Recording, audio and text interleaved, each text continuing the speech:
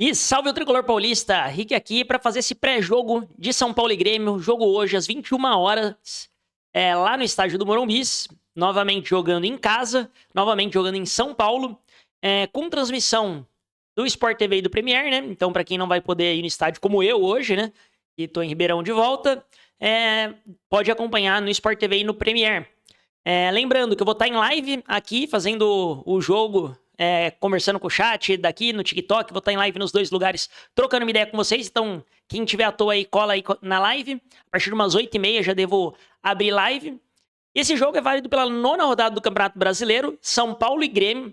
Os dois times vêm aí, de certa maneira, um pouco pressionados no Campeonato Brasileiro, né? O Grêmio tá até um pouquinho pressionado também na Sul-Americana, porque é o segundo colocado do grupo. Mas o São Paulo garantiu ali as oitavas da Libertadores.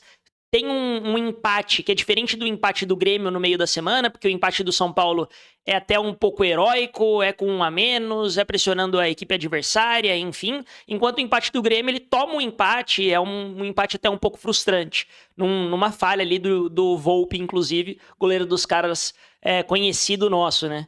Espero que ele chame o gol no Morumbi, assim como ele estava chamando quando ele vestia a camisa do São Paulo. E ambos os times estão pressionados no Campeonato Brasileiro, porque o Grêmio é 15º, o São Paulo é 16º, ou seja, os dois times bem perto da zona de baixamento. O São Paulo teve só uma derrota no campeonato, mas não ganha, empata pra caramba. E esses jogos em casa contra times que estão um pouco mais na parte de baixo da tabela são essenciais pro São Paulo. Então hoje o jogo, pra mim, pro São Paulo é essencial pra ganhar. E o Grêmio tá em 15º, só tá na frente do São Paulo por conta do número de vitórias, né? Porque o Grêmio ganhou um jogo na primeira rodada do Campeonato Brasileiro, que foi contra o Atlético Mineiro, e depois só voltou a ganhar no Campeonato Brasileiro contra o Santos, que faz 2 rodadas aí. O Grêmio ele vem de 10 jogos, né, dos últimos 10 jogos, com só uma vitória, que é contra o Santos. E curiosamente, né, a única vitória que o São Paulo tem no Campeonato Brasileiro também é contra o Santos. Então, se você pensa que os dois times estão pressionados e olha para a única vitória aí nessas últimas 7 rodadas é contra o Santos, imagina como é que tá a situação do Santos, né? Mas então os dois times entram levemente pressionados. Acho que o São Paulo, por jogar em casa, vai querer buscar mais resultado. O Grêmio talvez feche mais a casinha, e até porque o técnico dos caras é o Mano Menezes, né? Então ele normalmente joga com o time mais fechado, buscando contra-ataques. Então acho que o São Paulo tem que se preocupar muito com isso. O Grêmio tem um certo histórico aí, né, de 2006 pra cá, um certo histórico de freguesia pro São Paulo no Morumbis.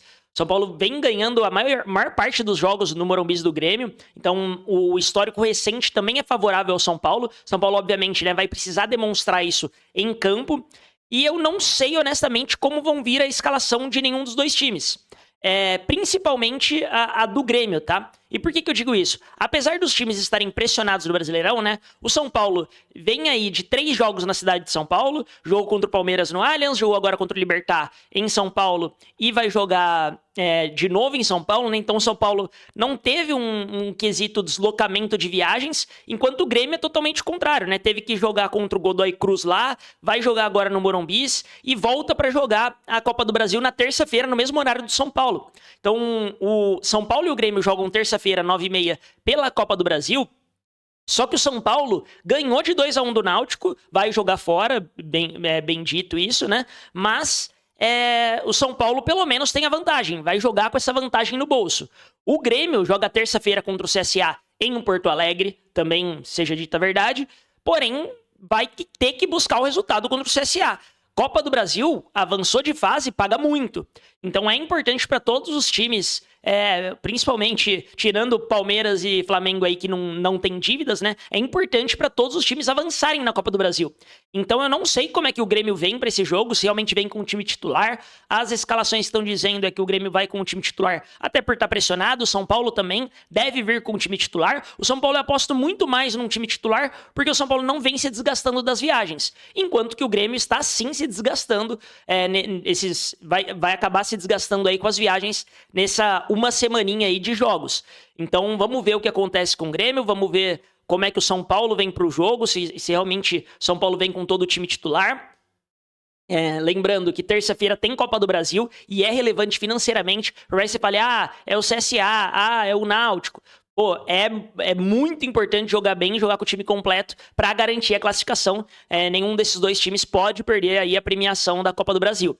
Então, vamos ver o que vai acontecer, quais vão ser as equipes de fato que vão começar jogando, né? Apesar de, novamente, eu achar que o São Paulo deve vir com o time titular, deve vir ali com o Rafael no gol. Muito provavelmente, né? Eu chutaria que deve vir o Ferrarese ali pela lateral direito, até porque o Cedric acabou falhando ali no gol do Libertad Paraguai, né? Ele chuta a bola errado, depois faz a falta meio infantil e ele é substituído logo na sequência, então ele sai vaiado. Então, até por uma questão de preservação, talvez o Zubeldia vá de Ferrarese, mas Ferrarese e Cedric ali, pra mim, acaba dando na mesma. Eu até iria de Cedric ainda assim, porque eu acho que pra gente jogar mais ofensivo, o Cedric é mais importante. A dupla de zaga, vamos ver se vai vir o Arboleda ou o Juan, né? Porque o Juan saiu ali no intervalo do jogo, então vamos ver se ele vai ter condições de jogar, ou se vai vir de Arboleda e Alan Franco mesmo. Deve vir de Enzo Dias na lateral esquerda, talvez apareça o Wendel aí, tá? Pelo desgaste do Enzo Dias nas últimas partidas. Alisson e Marcos Antônio com certeza começam o jogo. Na frente, eu acredito muito que o São Paulo deve vir com o quarteto ofensivo ali, com Lucas Ferreira, Ferreirinha, Oscar e André Silva. Então eu acho que o São Paulo deve vir com força máxima aí.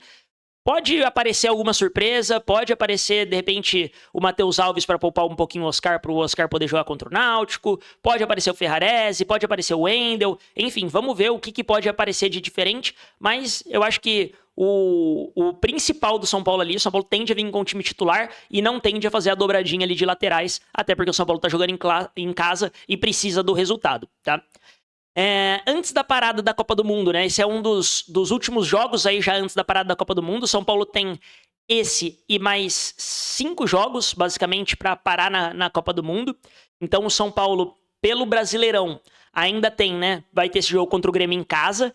Tem Mirassol e Vasco em casa também. E tem o Bahia fora.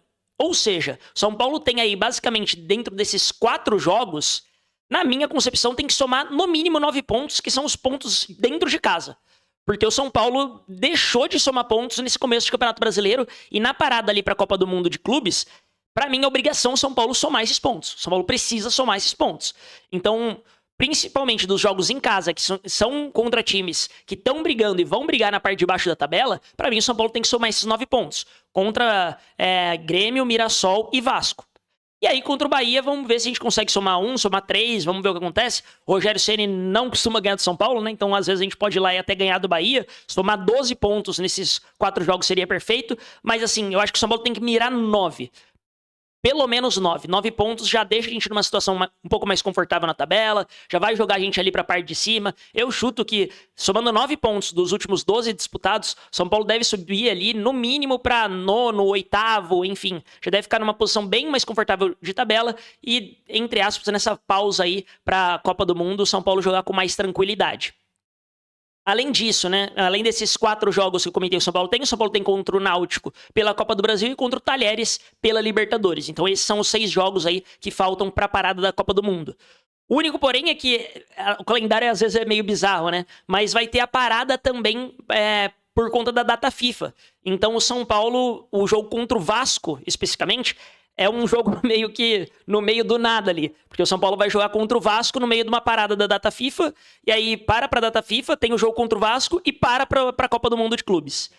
Enfim, é o calendário brasileiro e suas artes, né? Então o São Paulo vai ter, entre aspas, 2 paradas. Vai ter 10 dias ali sem jogos, basicamente. E depois tem esse jogo contra o Vasco e depois já para de novo. Vamos ver como é que vai ser, né? Mas, de qualquer forma, o São Paulo tem que mirar em ganhar 9 pontos nesses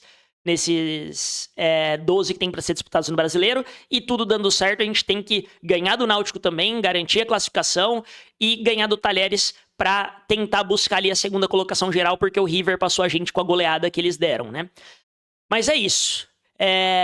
De maneira geral, São Paulo hoje, jogo importantíssimo. Vamos estar em live acompanhando o jogo em tempo real, fazendo a react do jogo aí ao vivão. Então, quem puder dar moral, colar aí, aparecer na live, tamo junto demais. E quem gostou do conteúdo, não esquece de se inscrever aí no canal. Se é a primeira vez que você está vendo a gente aqui, tem conteúdo de São Paulo praticamente todos os dias. A gente abre live na hora do jogo, vou postar nas outras redes sociais, vou abrir live no TikTok também. Então quem não me segue aqui, dá o se inscrever, dá o joinha aí. Tamo quase batendo 400 inscritos. Dá essa moral, pô. Me ajuda a chegar nos 400 inscritos aí.